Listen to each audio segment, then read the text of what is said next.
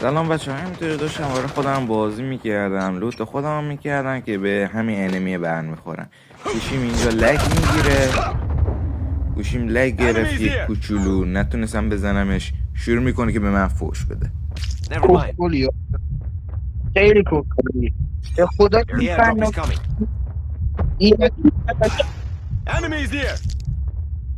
این از تصویر کار میکنه. تو از کجا میخواست منو بزنی؟